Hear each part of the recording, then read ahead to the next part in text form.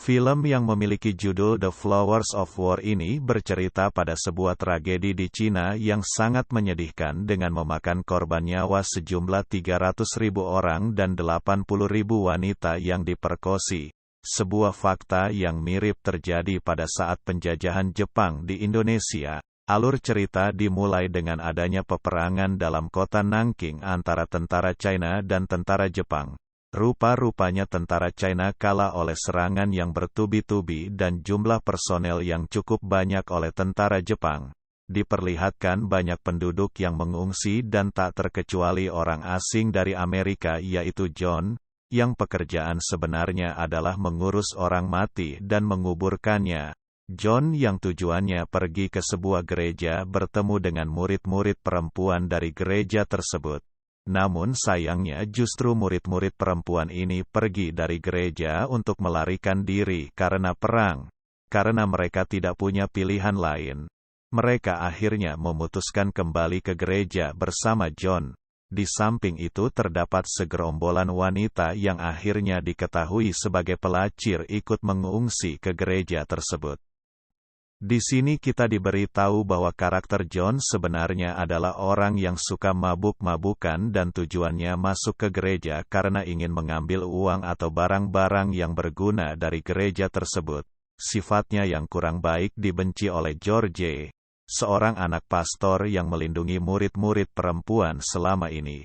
John juga naksir dengan seorang pelacir cantik bernama Yumo, dan ingin membayarnya sebagaimana biasa dilakukan oleh pria hidung belang pada pelacir. Di sini juga diungkapkan bahwa Yumo bukanlah pelacir biasa melainkan kepala dari pelacir-pelacir kelompoknya atau setidaknya lebih senior. Tidak hanya itu, dia lebih berpendidikan dan bisa berbahasa Inggris sehingga membuat John makin tertarik padanya. Saat Yumo masuk ke kamar John ternyata dia gak mau mantap-mantap melainkan Yumo berharap kepada John agar John mau membantunya melarikan diri keluar kota. Namun Su dan murid-murid perempuan justru menginginkan John tetap tinggal dan melindungi mereka. Singkat cerita, tentara Jepang tiba-tiba berdatangan dan masuk ke dalam gereja dan hendak menangkapi murid-murid perempuan untuk diperkosi.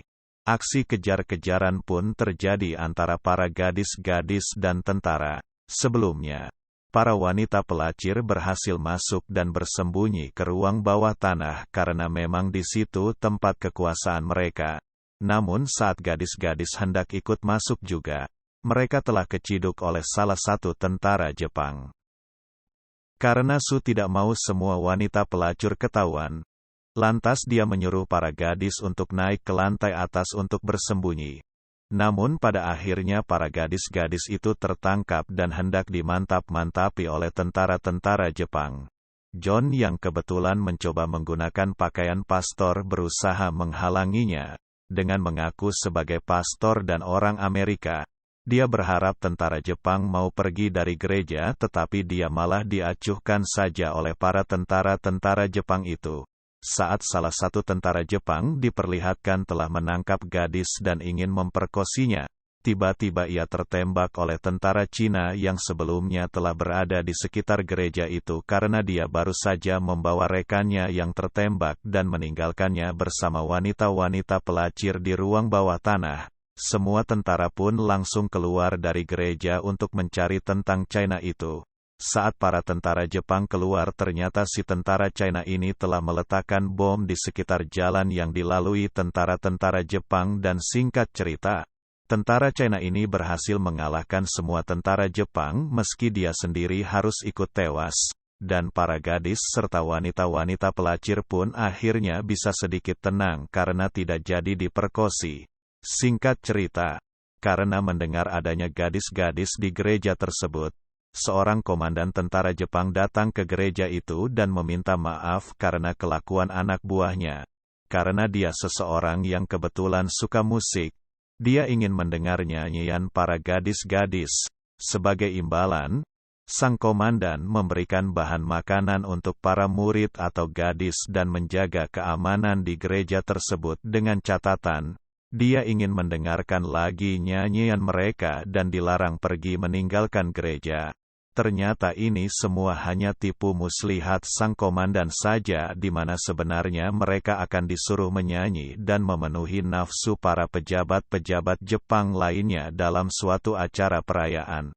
Apalagi mereka adalah gadis-gadis yang masih perawan atau gadis ting-ting. John di sini sadar bahwa sebenarnya murid-murid perempuan akan disuruh melayani dan berhubungan seks dengan pejabat-pejabat Jepang tersebut. Singkat cerita, Pak Komandan akhirnya kembali untuk mendengarkan para gadis-gadis ini menyanyi. Saat selesai menyanyi, tiba-tiba salah satu wanita pelacir muncul di belakang para gadis-gadis dan membuatnya terhitung oleh bilangan tentara Jepang. Dan sudah diputuskan oleh Komandan tentara Jepang bahwa jumlah murid-murid perempuan yang sudah dihitung adalah 13 orang, jadi mereka harus berangkat semua. Murid-murid perempuan yang masih belum mengerti merasa kebingungan, apalagi sebelumnya mengalami trauma hendak diperkosa. Pada akhirnya, Su dan kawan-kawannya berinisiatif bunuh diri sebagai bentuk mempertahankan harga diri sebagai wanita terhormat. Saat hendak loncat dari menara gereja, tiba-tiba Yumo dan pelacur lainnya bersedia berkorban menggantikan mereka untuk memenuhi undangan tentara Jepang, sehingga Su dan kawan-kawan batal bunuh diri. Esok harinya para wanita pelacir berdandan sebaik mungkin agar semirip para gadis-gadis dan Yumo di sini masuk ke ruangan John agar dirias oleh John. Tetapi sebelum dirias, Yumo terlebih dahulu memuaskan nafsu John. Seperti yang diketahui, John sudah lama menginginkan serabi Yumo. Saat John selesai mantap-mantap dan merias Yumo, John lanjut merias para wanita pelacir lainnya. Buat yang bertanya-tanya kenapa John pintar merias, itu karena John sudah bekerja 5 tahun sebagai pengurus pemakaman. Itu artinya John sudah merias beribu-ribu mayat. Back to topic. Namun ternyata jumlah para wanita pelacir hanya 12 orang dan masih kurang 1 orang. George pun yang laki-laki mengacungkan tangannya bersedia berkorban untuk didandani sebagai perempuan. Akhirnya 13 orang tersebut dengan linangan air mata diangkut ke dalam truk oleh tentara Jepang. Sedangkan John dengan murid-murid perempuan menggunakan truk yang sudah diperbaiki sebelumnya, dan pergi menuju luar kota. Dan filmnya pun tamat. Yang disayangkan di sini yaitu tidak dijelaskannya bagaimana nasib para pelacir tersebut dan para murid perempuan setelahnya.